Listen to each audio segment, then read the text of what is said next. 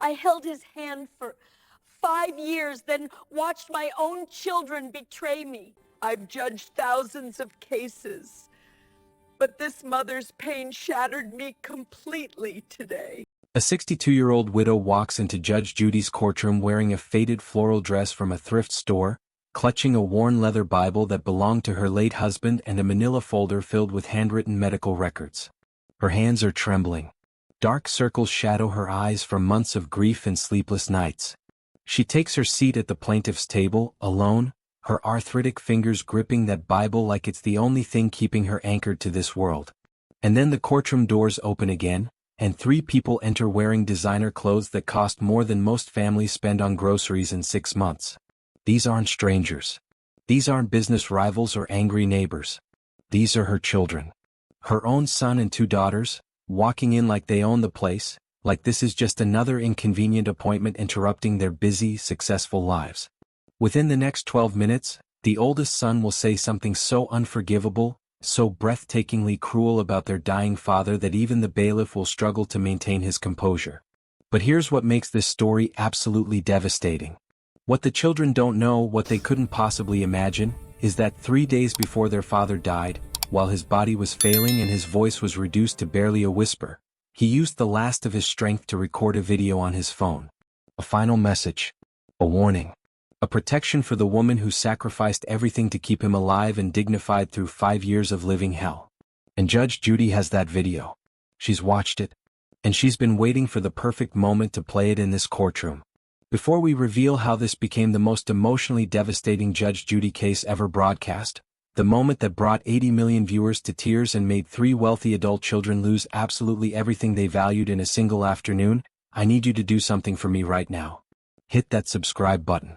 Seriously, click it right now because we are racing toward our next subscriber milestone, and this story about a mother's heartbreak, a father's final act of love, and children whose greed destroyed their own family will remind you why Judge Judy remains the most powerful voice for justice on television.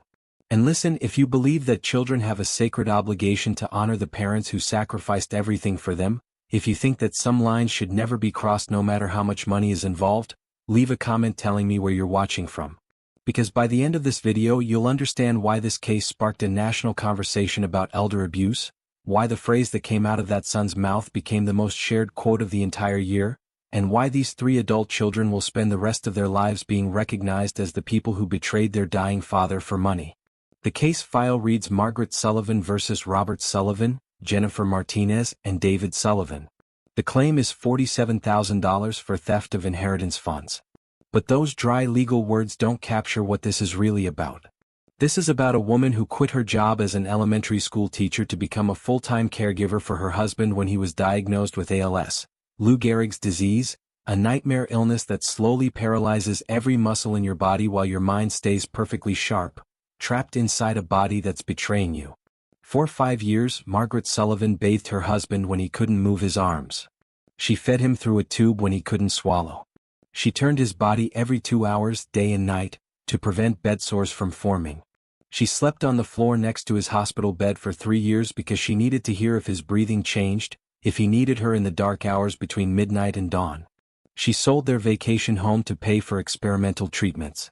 She cashed out her retirement accounts and took devastating financial penalties to afford the medical equipment that kept him comfortable. She documented every single day in handwritten care logs, every medication, every meal, every bath, every moment of those 1,825 days of round-the-clock caregiving. And across from her at the defendant's table sit her 3 children. Robert Sullivan, 36 years old, corporate attorney at a prestigious Manhattan law firm, wearing a $3,500 Hugo Boss suit and an $8,000 Tag Heuer watch on his wrist. His hair is slicked back perfectly. His expression carries that cold calculation that comes from spending your career finding loopholes and exploiting weaknesses. He hasn't visited his mother since his father's funeral 8 months ago. Next to him sits Jennifer Martinez, 33, a successful real estate agent married to a wealthy plastic surgeon, wearing a Gucci dress and a Cartier bracelet that catches the courtroom lights every time she checks her phone, which is constantly, sighing with theatrical impatience like being here is the greatest inconvenience of her week. She lives 20 minutes from her mother's house and hasn't called her in 4 months.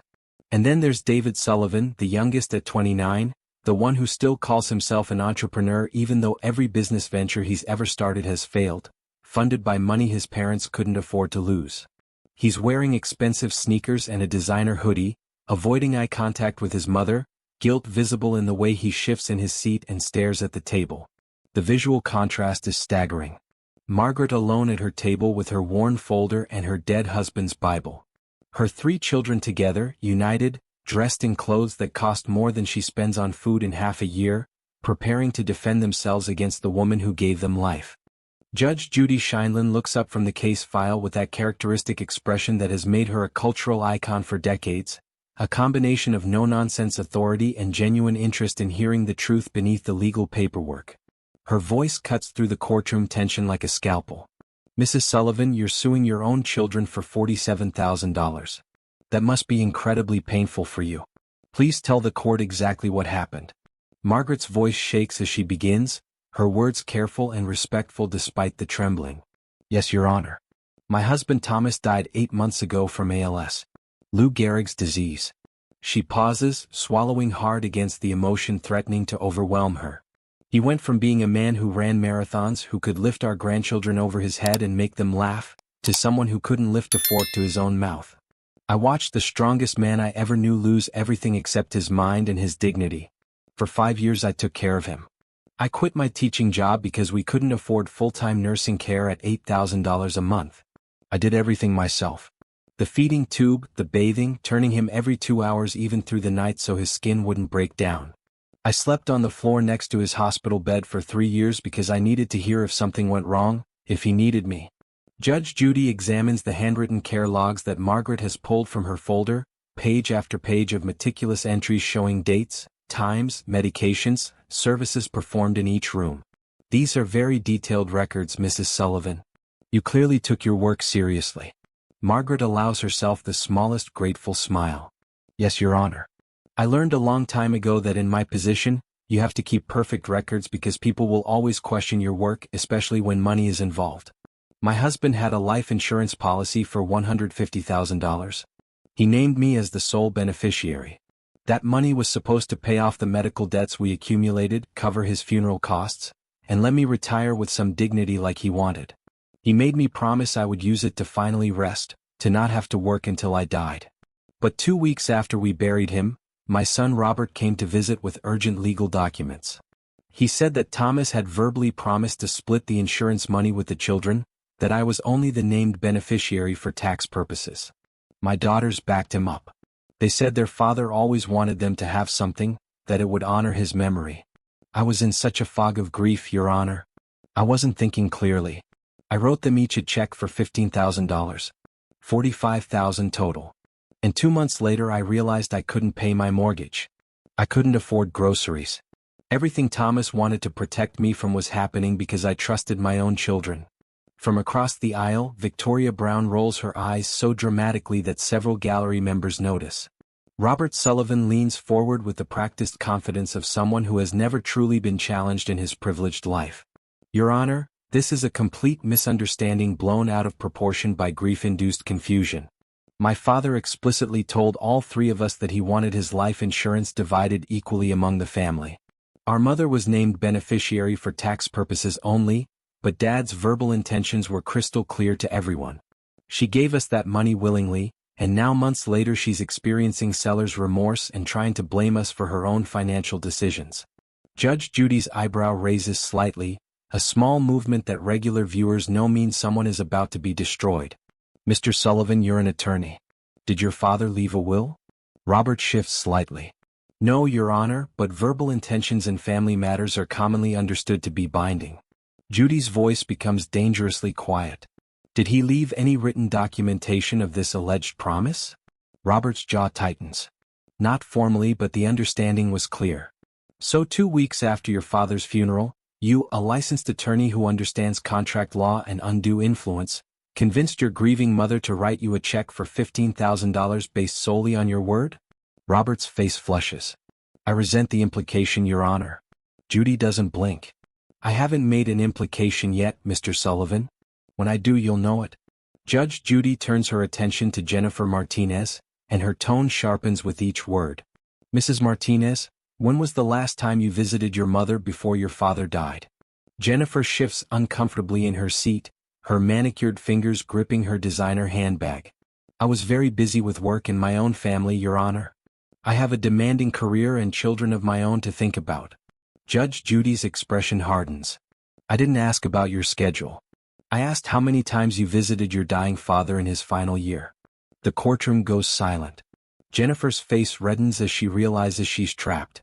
Maybe 4 or 5 times, she whispers. Judge Judy leans forward. Your father was dying for 365 days and you visited 5 times. That's once every 73 days. But you had time to show up 2 weeks after his funeral to collect $15,000, didn't you? Jennifer's voice becomes defensive. Your Honor, I sent money to help with his care. How much? Jennifer goes silent. You sent money to help cover $8,000 in monthly nursing costs that your mother couldn't afford? Jennifer looks down. Well, no, but I had my own expenses. Judge Judy's voice cuts like ice. But you had no problem taking $15,000 from your widowed mother who was living on Social Security. The youngest son David squirms in his seat as Judge Judy's gaze lands on him. Mr. Sullivan, I see in the records that your parents lent you $30,000 for a business venture 3 years ago. Did you pay them back? David's voice is barely audible. Not yet, Your Honor. The business didn't work out the way I planned. So your parents gave you $30,000 they couldn't afford to lose, your father got sick and died, and you never repaid them. But you had no problem taking another $15,000 from your mother after his death? David can't meet her eyes. I was planning to pay them back once I got on my feet. The audience members shake their heads in disgust. The bailiff's expression hardens with contempt. Judge Judy opens a folder and pulls out several printed pages.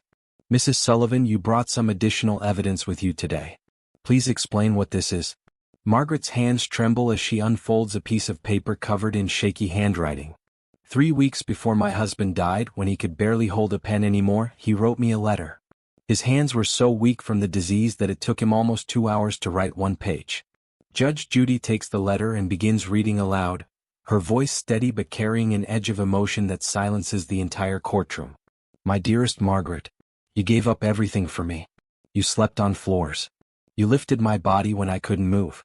You never complained once, even though I know how hard this has been. This insurance money is for you. You earned every penny through love I could never repay. Please don't let anyone take this from you. You deserve to rest. You deserve to be happy. I love you forever. Thomas. The date shows it was written just weeks before his death. The courtroom is absolutely silent. But Judge Judy isn't finished. She pulls out another set of documents. Mrs. Sullivan also subpoenaed text messages between the 3 defendants. Let me read these for the record. 1 week after the funeral, Robert texts Jennifer and David. Mom's vulnerable right now. She'll give us the money if we present a united front. Dad would want us to have financial security. Jennifer responds. How much should we ask for? And Robert replies. $15,000 each. 45 total. She won't question it if we all stick together. David's response reads. Guys, I don't know about this. Feels wrong. And Robert's final message. Don't be weak. This is our inheritance too. The evidence of premeditation hangs in the air like a guillotine blade. Before I tell you what happens next, before I reveal the moment that made this the most viral Judge Judy case in history, I need you to smash that like button right now. Seriously, if this story is making you angry, if you can't believe what these children did to their own mother, hit that like button so hard your screen cracks. And make sure you're subscribed, because what Judge Judy is about to do to these 3 entitled adults will restore your faith that justice still exists. Comment the word justice if you think Margaret deserves every penny she's asking for. Now let me tell you what happened next. Judge Judy's eyes lock onto Robert Sullivan with an intensity that makes him shift in his expensive suit. Mr. Sullivan, you texted your siblings about manipulating your grieving mother for money 1 week after burying your father. You're an attorney. You understand undue influence. You understand exploitation of vulnerable individuals. What exactly were you thinking? Robert's mask of professional composure begins to crack. Your Honor, with all due respect, those texts are being taken out of context. We were simply discussing our father's wishes and how to honor his memory through appropriate distribution of assets. My mother is 62 years old. She doesn't need $150,000. She has Social Security and a pension. We have families of our own to support, children to put through college, futures to plan for.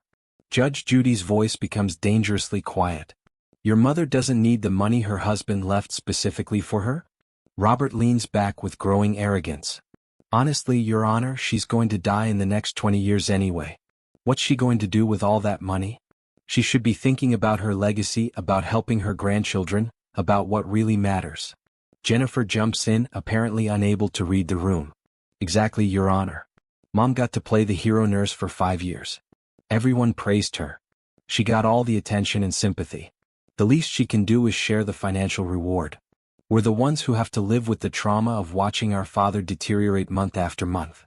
We're the ones paying therapy bills to deal with what we witnessed. She got closure. We got nightmares. The gallery erupts in angry murmurs. Margaret's face crumbles as tears stream down her cheeks. But Robert isn't finished.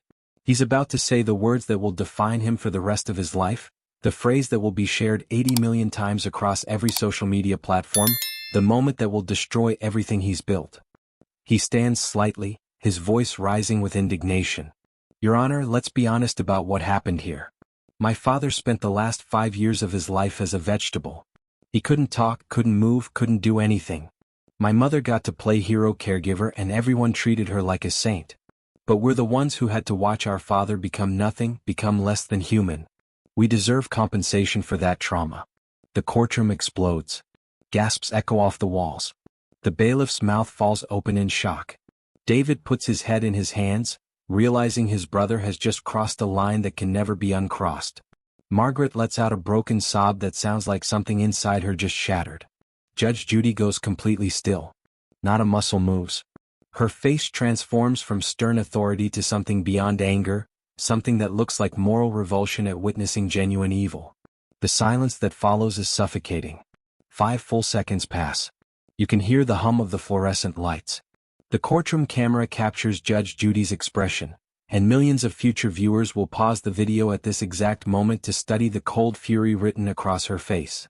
When she finally speaks, her voice is barely above a whisper, which somehow makes it more terrifying than if she had shouted. What did you just call your father? Robert realizes his mistake, but his arrogance won't let him back down. I meant medically speaking, Your Honor. He was in a vegetative state. It's a clinical term. Judge Judy's voice drops even lower.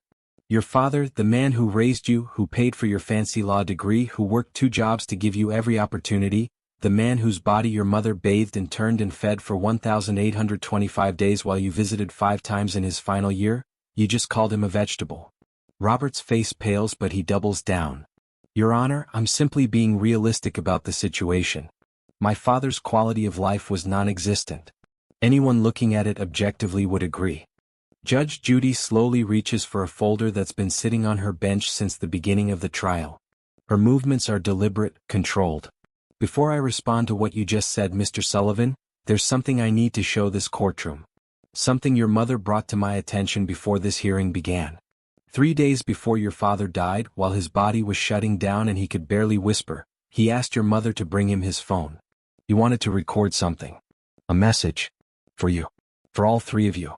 And more importantly, for her, to protect her from exactly what you're doing right now. Judge Judy looks at the bailiff. Play the video. The courtroom screen flickers to life and Thomas Sullivan's face appears, gaunt and weak, lying in a hospital bed, oxygen tubes in his nose, but his eyes sharp and aware and filled with a devastating mixture of love and sorrow. The camera shows Margaret in the present moment, her hand pressed to her mouth, fresh tears streaming as she hears her husband's voice again for the first time since he died. And what Thomas says in the next 90 seconds will destroy his children completely.